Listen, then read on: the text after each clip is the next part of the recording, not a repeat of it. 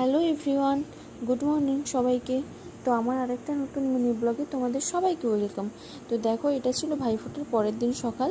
যেহেতু ভাইফোঁটাটা বৃহস্পতিবার ছিল, তাই শুক্রবার ওই দিন তো কোনো আমিষ রান্নাই হয়নি, তাই সবাই মিলে আগে থেকেই ঠিক করা ছিল, মানে বলতে পারো এক রকমের প্রি প্ল্যান করা ছিল যে শুক্রবার দিন হবে আমিষ রান্নাবান্না। তো সেই মতোভাবে আমি খুব তাড়াতাড়ি করে জামা কাপড়গুলো ধুয়ে নিয়েছিলাম। সকালের জামা কাপড় আর কি, আর মাম্মামের জামা কাপড়টা প্রত্যেক দিনই আমাকে ধুতে হয়, কারণ ও রেগুলার 2-3টা জামা পরে, আর ওইগুলো একবার পরে নেওয়ার পর আমার কেন জানি না ভালো লাগে না, যে মনে হয় আর একবার ধুয়ে দিই। তো তারপর সকালবেলা অনেক এক গাদা জামা কাপড় ধুয়ে নিচে যেহেতু রান্নাবান্নার প্রস্তুতি চলছে, সেখানেই চলে যাচ্ছিলাম আর কি। তো এবার তোমরা ভিডিওটা কন্টিনিউ দেখতে থাকো। আজকে জানো তো অনেক কিছু রান্না হয়েছে, তার সঙ্গে আমার বড় আমাকে অনেকখানি হেল্প করেছে। আর শাশুড়িমা তো বলার উপেক্ষা রাখে না, কারণ আমার শাশুড়িমা না থাকলে আমি হয়তো এরকম ভিডিও বানাতে পারতাম না, বা তেমন করে এরকম সেজে গুজেও থাকতে পারতাম না, কারণ শাশুড়িমা আমাকে অনেকখানি হেল্প করে। এবার দেখো, আমি জামা কাপড়গুলো ভালো করে মেলে দিয়েছি। এবার বাড়ির এই ছাদের গাছে তোমাদের দেখিয়েছিলাম যে একটা বেগুন গাছ, দুটো বেগুন গাছ ছিল।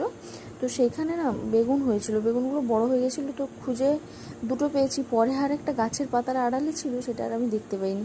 তো পরে যখন দেখতে পাই, তো ওটা আমি তুলে নিয়ে আসি। আর ওইদিকে একটা যে নরম কচি লাউ ছিল, ওটা কিন্তু বেশ বড়ই হয়েছে, মানে ভালোই বড় হয়েছে। তো এবার তোলার মতো হয়ে গেছে, যেদিন তুলবো তোমাদেরকে দেখাবো। তো নিচে এসে দেখি এই যে এই কটা ঢ্যাঁড়স তুলেছে মা বাগান থেকে, আর রসুনও ছুলে নিয়েছে, আর এইদিকে আদাও ছুলে নিবে।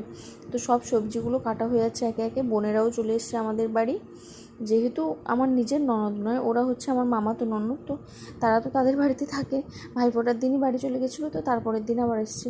এই যে দেখো, সবজিগুলো দেখিয়ে নিলাম। আর ওইদিকে দুটো মাছের মাথা নিয়ে এসছে, যেটা পটলের তরকারিতে দেওয়া হবে। আর এইদিকে দেখো, আমার বর চলে এসছে মাংসটাকে ভালো করে পরিষ্কার করে ধুয়ে নিতে। আর এইদিকে মাংসতে এত তেল ছেড়েছিল কি বলবো, যেহেতু আমাদের বাড়িরই দেশি মুরগি, আমার বাড়ির নয়, ওটা একজনের বাড়ির। তো দেখো, মাংসতে দেখেছো মাংসটা প্রচণ্ড প্রচণ্ড মানে তেলে একদম ভরপুর ছিল। আর এইদিকে মাংসের চর্বিগুলোও পুরো হলুদ হয়ে গেছে। তো সবাই মিলে, মানে সবাই মিলে নয়, আমরা সবাই ঠিক করলাম যে মাংসের চর্বি দিয়ে তাহলে বাঁধাকপির তরকারিটা হবে, আর মাছের মুড়ো দিয়ে হবে পটলের তরকারি। তো দেখো ভিডিওটা কন্টিনিউ। তোমাদের সবাইকে বলে রাখি, আমার চ্যানেলটা কিন্তু সাবস্ক্রাইব করে দিয়ে যেও, কারণ শুধু ভিডিও দেখলে হবে না, চ্যানেলটাকে সাবস্ক্রাইব করে পাশে থাকতেও হবে যদি এরকম দারুণ দারুণ ভিডিও দেখতে চাও। দেখো, আমাদের এখানে পটলের তরকারিও হয়ে গেছে, আর এইদিকে বাঁধাকপির তরকারিও হয়ে এসছে। কারণ বোন আমাকে ওই দিন খুব হেল্প করেছিল, তো বোন আর আমি দুজনে মিলেই রান্নাটা করছিলাম। ও অনেকখানি হেল্প করেছে, কার যেহেতু আমার একটা ছোট্ট বাচ্চা আছে,